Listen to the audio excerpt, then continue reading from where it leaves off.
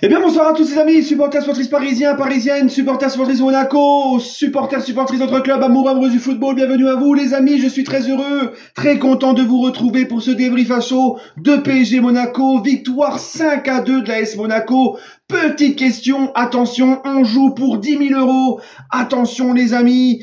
Quelle est la chanteuse très connue qui vient d'une ville, d'un club qui vient de se faire massacrer au Parc des Princes? Stéphanie de Monaco. Vous pouvez répéter la question?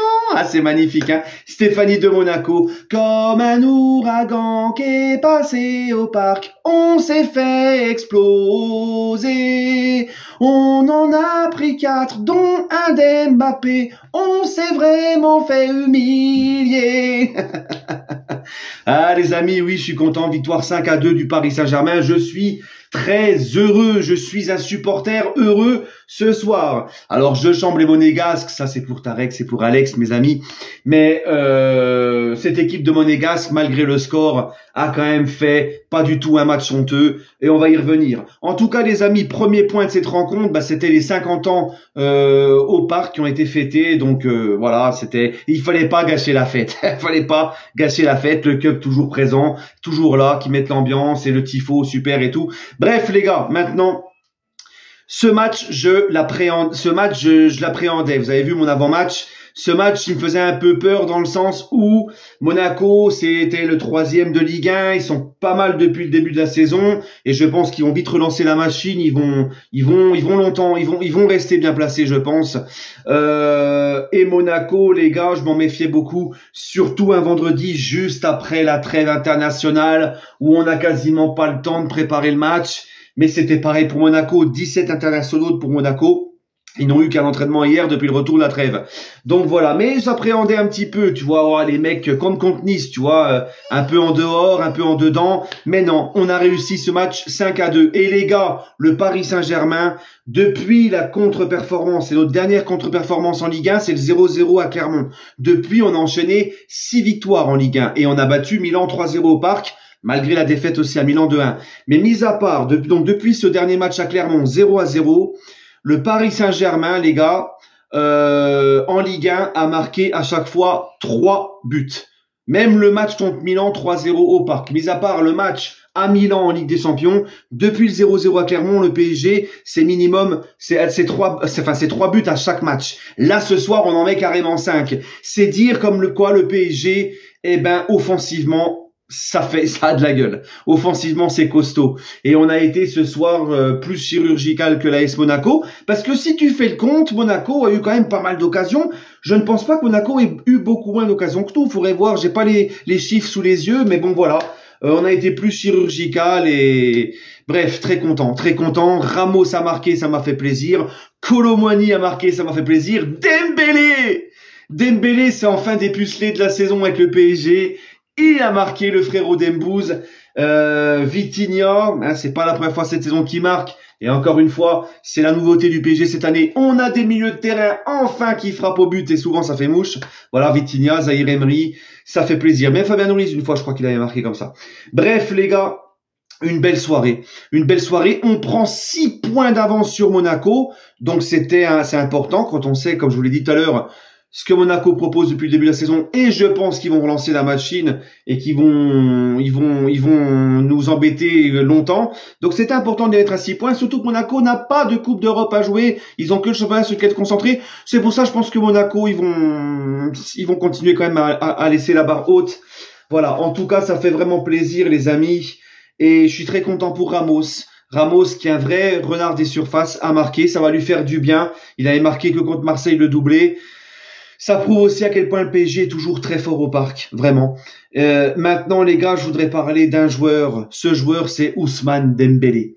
Pourquoi je voudrais parler de Dembélé? Parce que là, ce soir, Dembélé, il a été monstrueux. Il a fait des différences comme pas possible. Il est impliqué sur les 3 buts. Le premier but, c'est lui qui frappe quand le gardien fait son erreur de main pour le but de Ramos. Le deuxième but, le penalty d'Mbappé, c'est Dembélé qui provoque en s'amusant dans la défense, en faisant encore des différences. Et le troisième but, franchement, le troisième but, le ballon de Fabien Ruiz, le contrôle de Dembélé et la frappe enchaînée, magnifique. Moi, franchement, non, Dembouz ce soir, masterclass. Et Dembouz, les gars, parce qu'il y a eu beaucoup de critiques, j'ai fait une vidéo au début de semaine sur ça, il y a eu beaucoup de critiques sur Dembélé, parce qu'il marquait pas de but, c'était une fraude, c'était une arnaque, mais il faut pas s'arrêter qu'à ça. Il faut voir toutes les différences qu'il fait. Et il y a eu une statistique de fait par le site CIES, qui est un site spécialisé pour les analyses statistiques des joueurs de foot. Dembélé est le joueur le plus, celui qui fait le plus de différence dans le monde depuis le début de la saison. Dans le monde, c'est pas en Europe, c'est pas que en France, c'est dans le monde. Et c'est le meilleur dribbleur de Ligue 1 et haut la main. Et là, ce soir, il a prouvé Dembélé qu'il est de mieux en mieux dans ce PSG. Quand je vous dis que les gars, il faut laisser du temps à tous ces mecs-là de s'acclimater, de jouer avec leurs coéquipiers, de prendre leur marque. Et là, Dembélé, il est en train de déprendre les siennes. Et franchement, à notre plus grand bonheur. Il a été stratosphérique et son entente avec Hakimi, c'est du bonbon. Son entente avec Hakimi, les gars, moi ça me fait kiffer. Hakimi, il revit et notamment, c'est grâce à Dembélé. Voilà, grâce à son entente avec Dembélé. Voilà, ça lui change la vie aussi, Hakimi, d'avoir un joueur comme ça qui le comprend et qui joue avec lui et qui le trouve les yeux fermés. Voilà les gars, donc Dembélé, monstrueux. Fabien Ruiz, les amis, j'ai été très dur avec Fabien Ruiz, rappelez-vous, il n'y a pas si longtemps que ça. Fabien Ruiz, ça fait quelques matchs qu'il est très bon avec le PSG. Ce soir, il a été très bon. Il renaît de ses cendres, il a l'air de prendre de la confiance. Je retrouve le Fabien Ruiz que j'aimais à Naples. Et en plus de ça, son super caviar pour Dembélé. Il y a un joueur, par contre, les amis, qui m'a déçu, c'est Skriniar. Skriniar, les gars, moi je le kiffais quand il était à l'Inter, mais force est de constater qu'au PSG, il a du mal. Il est très lent, il est en retard. Et son point fort, ça n'a jamais été son point fort, la vitesse. Mais avant, tu vois, enfin normalement, Skriniar, il compense un peu avec sa solidité dans les duels. Et là, ce soir, même dans les duels, il était à côté de ses pompes, Skriniar. Il a été vraiment, voilà. Bref. Maintenant, pour reparler encore des joueurs du PSG, j'aimerais parler de comment il s'appelle, Donnarumma. Parce que ce soir, les amis, si vous regardez bien le match, le gardien de Monaco a été très bon, a sorti des gros arrêts, notamment en première mi-temps. Il a fait sa petite boulette aussi, son erreur de main sur le premier but. Et Donnarumma, pareil. Donnarumma, les gars, franchement, Donnarumma, en deuxième mi-temps, c'est ce qu'il a fait. Tu vois, il se prenait plus la tête, il dégageait le ballon. C'est comme ça qu'il faut qu'il fasse. Les gars, j'en ai parlé la dernière fois. Faut arrêter cette obsession de vouloir relancer au pied avec Donnarumma. Et ça, Luis Enrique, il faut qu'il le comprenne aussi. Tu vois, en deuxième mi-temps, quand il prenait pas de risque, il dégageait la balle. Certes, on pouvait perdre la balle. Quand il dégageait la balle, on perdait peut-être la balle. Monaco l'a récupérée. Mais il l'a récupérée dans leur camp ou au milieu. Pas dans notre surface, comme le but de Minamino. Là, Donnarumma, les gars, il a fait sa boulette, sa grosse boulette. Mais ça lui pendait au nez quand on s'obstine à vouloir le faire relancer au pied. Et on sait qu'il a des grosses lacunes là-dessus. Mais bon, il a su rester dans son match et à côté de ça, il a fait des arrêts incroyables. C'est pour ça qu'en fait, on a du mal à ne pas l'aimer, Donnarumma. On a du mal à lui en vouloir parce que derrière, il sort des arrêts incroyables. Donc en fait, ce soir, les gardiens, que ce soit Monaco ou Paris, même s'il y en a un qui en a pris 5 et un autre 2, ils ont fait des gros arrêts et chacun leur boulette. Voilà. Sinon, je pense, Skriniar, c'est inquiétant. Je pense qu'il est temps que Nuno Mendes revienne très vite pour qu'on puisse laisser définitivement Lucas Hernandez en défense centrale aux côtés de Marquinhos. Marquinhos reviendra lui aussi de blessure. Bref, mais Skriniar, c'est inquiétant. Vraiment. Là, ouais, voilà. Sinon, qu'est-ce que j'ai à dire de plus de ce match, les gars? Rien de tel que cette belle victoire pour nous mettre en confiance, pour recevoir Newcastle, faire le travail au parc contre Newcastle mardi soir. On va être tranquille, on va préparer sereinement ce match. Et voilà, ce que j'ai aimé aussi dans cette équipe du PSG, c'est que tu as vu, Kolo Muani rentre, il est décisif. Sur le quatrième but de Kolo Muani, il fait un gros travail de récupération sur le but de Vitinha pour la donner à Mbappé, Mbappé qui donne à Vitinha. Et Kolo Muani qui marque son but à la fin. Donc je suis très content aussi pour lui parce que moi j'aime beaucoup Kolo Muani. On connaît tous ses qualités, mais lui aussi il faut qu'il s'adapte et tout. Et on sait que c'est pas extraordinaire depuis le début. Mais malgré tout, Kolo Muani il stat, tu vois.